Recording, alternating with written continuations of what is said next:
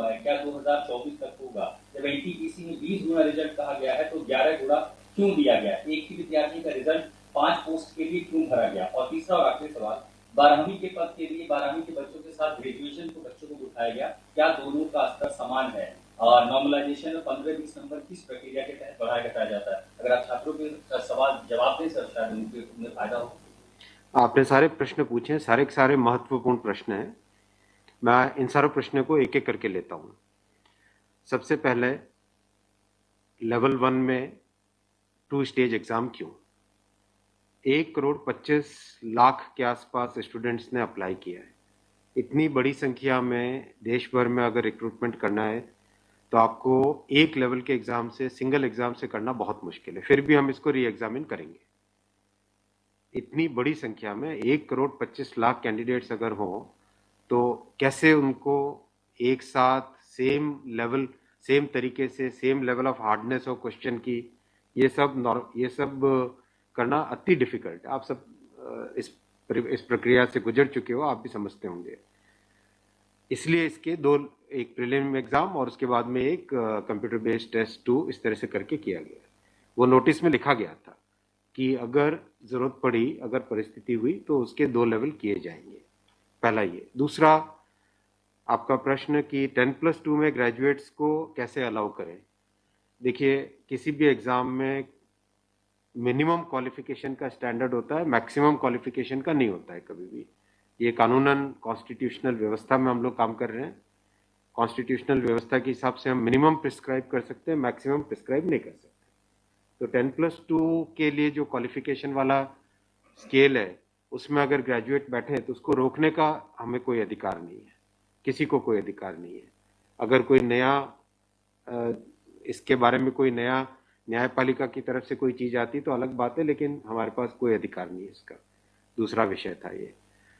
तीसरा विषय आपने रखा समय का। देखिए, शुरू में इसके लिए जो इस एग्जाम को कंडक्ट करने के लिए एप्लीकेशंस आई, दोनों के दोनों एग्जाम्स में 1 करोड़ से ज्यादा applications I.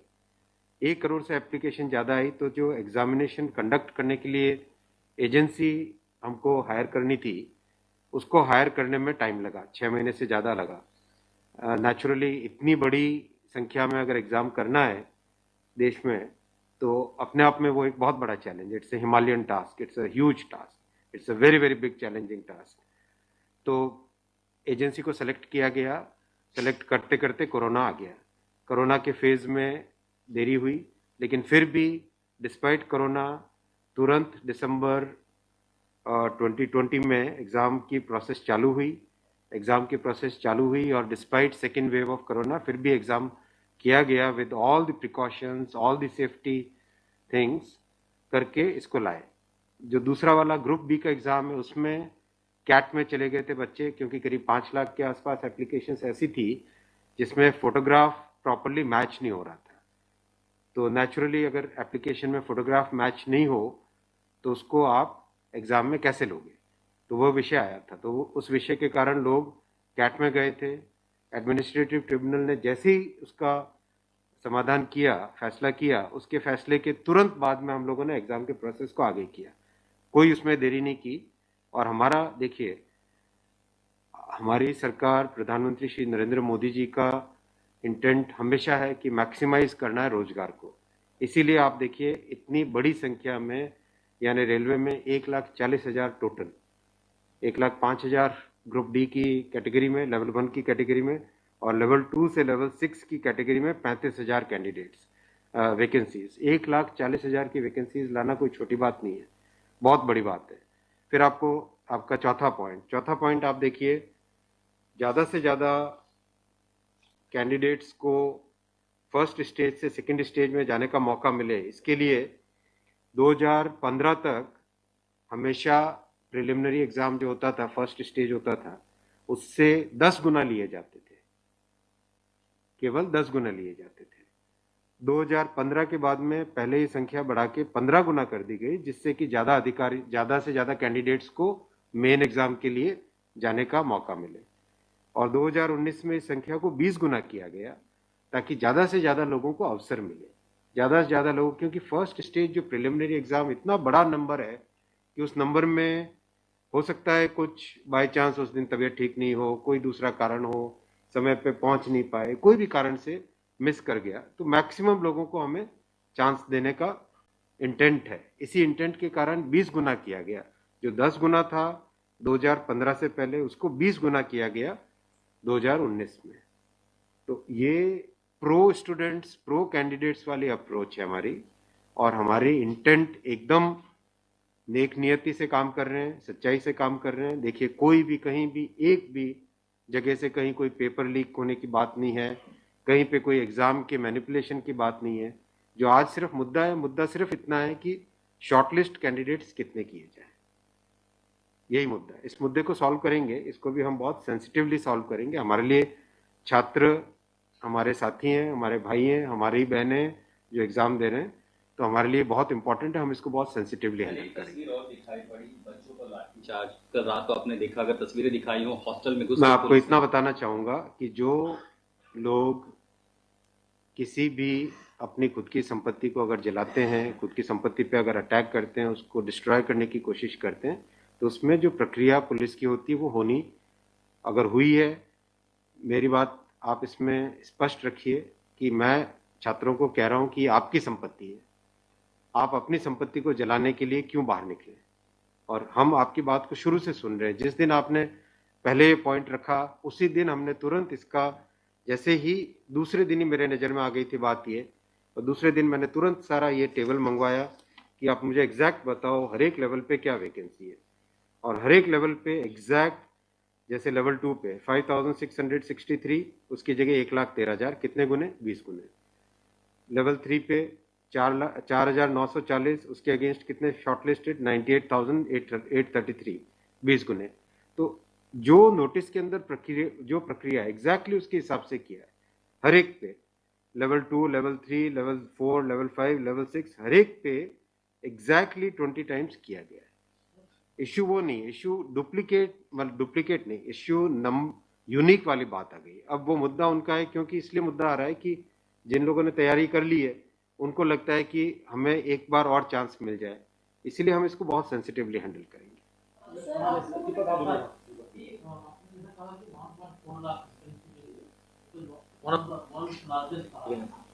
As of now, how many recruitment has happened, and by when all these things will be done? Because it was announced. यही तो रिक्रूटमेंट चल रहा है। देखो, इतना मैसिव, मैं आपको पूछूं कि वर्ल्ड का सबसे बड़ा एग्जाम कौन सा है? वर्ल्ड का अगर, या इंडिया का भी अगर बड़े एग्जाम्स देखें, तो बड़े एग्जाम्स में जेई बहुत बड़ा एग्जाम होता है, सिविल सर्विसेज बहुत बड़ा एग्जाम होता है, स्टाफ सिलेक्शन कमीशन का बहुत बड़ा एग्जाम। इन सब एग्जाम्स में एप्लीकेशंस की संख्या होती है 5 से 7 लाख, 8 लाख, 10 लाख। यहाँ 1 करोड़ एप्लीकेशंस हैं। आप ये तो देखिए ना कि कठिन कितना है। 1 करोड़ एप्लीकेशन, 1.25 करोड़ एप्लीकेशन, 1 करोड़ 25 लाख, 1 करोड़ 35 लाख, उसमें समय लगता है। But this is something government was aware. In a country where there is so much of unemployment, when there will be vacancy like this, everyone will apply. इसीलिए तो टाइम तो इतना लगेगा ही। अगर आपको इस एग्जाम को ढंग से करना है, इतना टाइम लगेगा, चाहे कोई करे। और उसके बाद भी आज देखा कि गया से आगजनी की तस्वीरें आ रही हैं। क्या ये कन्वे नहीं हो पा रहा है? कहाँ पर ये लैक ऑफ कम्युनिकेशन आपको लग रहा है, या मैटर पॉलिटिसाइज हो चुका है? नहीं, कुछ लोग इसका गलत फायदा उठा रहे हैं, और मैं उनसे भी निवेदन करूंगा कि छात्रों को भ्रमित न करें, कोई गलत इसका उपयोग न करें। ये छात्रों का मामला है, ये देश का मामला है, इसको हमें सेंसिटिवली हैंडल करना चाहिए, और इसमें हर तरीके से संवेदनशीलता के साथ इस मामले को लेना चाहिए। सर, कुछ छात्रों के ऊपर FIR भी दर्ज की है, कुछ पुलिस के स्टडी में भी अभी के समय में है, ऐसी खबरें आ रही हैं। आप खबरों की जांच करिए। देखो, जो पुलिस की प्रक्रिया है वो अलग चीज है। मैं अभी, मुद्दा है जो, उस मुद्दे को कैसे सॉल्व करें उस पर सोचना चाहिए, हमें फॉरवर्ड लुकिंग होना पड़ेगा। मेरा एक सवाल है कि जिन राज्यों में हिंसा की खबरें या फिर जो रेल रोकने का जो मूवमेंट चल रहा है, ट्रैक पे स्टूडेंट बैठे हैं, क्या उन राज्यों के मुख्यमंत्री से आपकी बात हुई है, और क्या कुछ आप लोग की इस संदर्भ में कि कैसे? बिल्कुल, सब जगह लॉ एंड ऑर्डर स्टेट का जो रोल होता है, राज्यों के मुख्यमंत्रियों ने भी बहुत संवेदनशीलता के साथ काम किया है, और हम भी कॉन्स्टेंटली टच में हैं, कंटिन्यूसली टच में हैं। और जो आज कमेटी की बात भी सबके पास जा चुकी है ऑलरेडी, और मेरे ख्याल से ज़्यादातर जगह से स्टूडेंट्स ने इस विषय को स्वीकार भी किया है। और मैं अभी भी रिक्वेस्ट करूंगा एक बार फिर सारे स्टूडेंट बंधुओं को, छात्रों को, कैंडिडेट्स को कि आप प्लीज़ अपनी ग्रीवेंसेस को, अपने पॉइंट को, अपने कंसर्न को, अपने विषय को, अपने मुद्दे को फॉर्मली रखिए। हम इसको एकदम संवेदनशीलता के साथ टैकल करेंगे।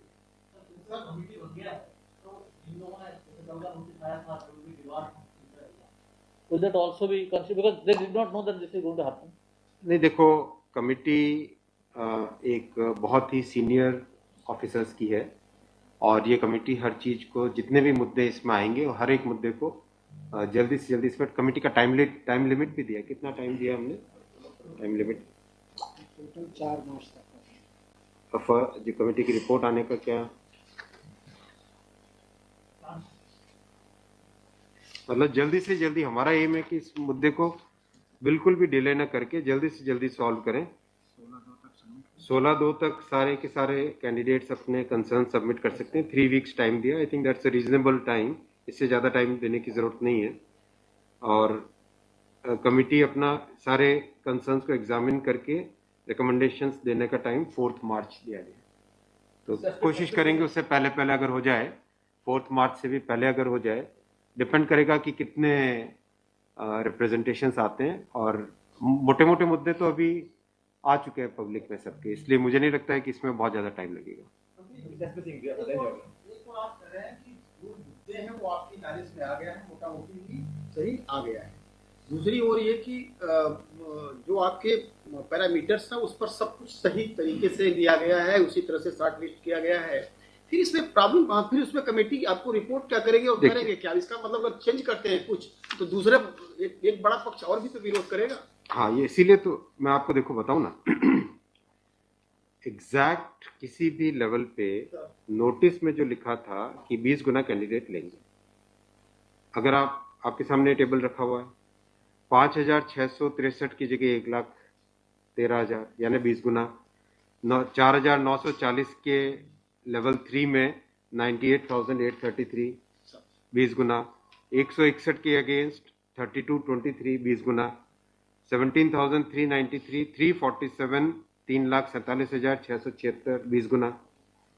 7,124 वैकेंसीज के अगेंस्ट 1,42,413 20 गुना।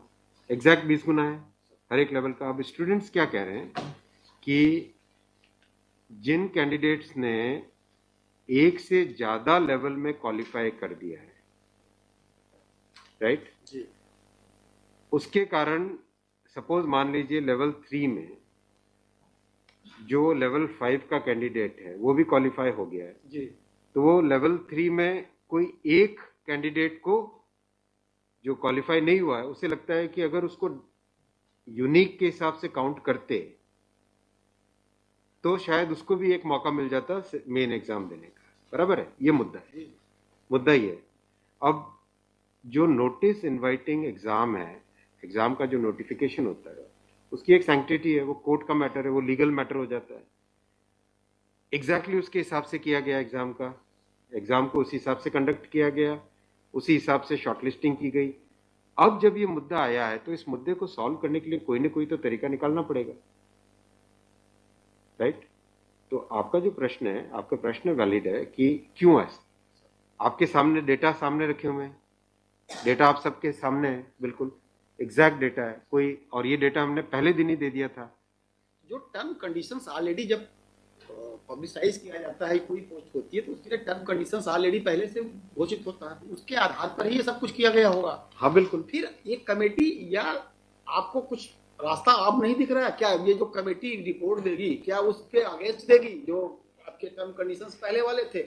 बात वही है ना कि आपकी बात, तो फिर लोग कोर्ट जाएंगे। हाँ, बात वही होगा जो नहीं, अपने को तरीका ऐसा सॉल्व करना पड़ेगा, कोई तो ऐसा तरीका निकालना पड़ेगा जिससे कि जो लोग शॉर्टलिस्ट हुए हैं उनका भी करियर इफेक्ट ना हो, उनके प्रोस्पेक्ट्स भी कमजोर ना हो, और जो लोगों की ग्रीवेंस है उस ग्रीवेंस को तो एड्रेस करना पड़ेगा ना। छात्रों का मुद्दा है और लोगों ने अगर ग्रीवेंस रेज की है तो हमारी ड्यूटी है कि उसको हमें एड्रेस तो करना पड़ेगा ना। लेकिन आप देख रहे हैं आपके सामने ये टेबल है, एग्जैक्ट हर एक लेवल पे 20 टाइम्स है एग्जैक्ट। ये आप टेबल आप सब लोग देख लीजिए। और ये हमने जैसे ही शॉर्टलिस्टिंग हुई, कुछ लोगों ने मुद्दा उठाया, तुरंत मैंने आरआरबीज को क्लियर बोला था कि ये एग्जाम हमारी तरफ से एकदम ट्रांसपेरेंटली होना चाहिए और हर जगह एग्जैक्ट ये सब नंबर्स रखे गए। एक सवाल अगर आपके धन्यवाद। ठीक है। Thank you so much.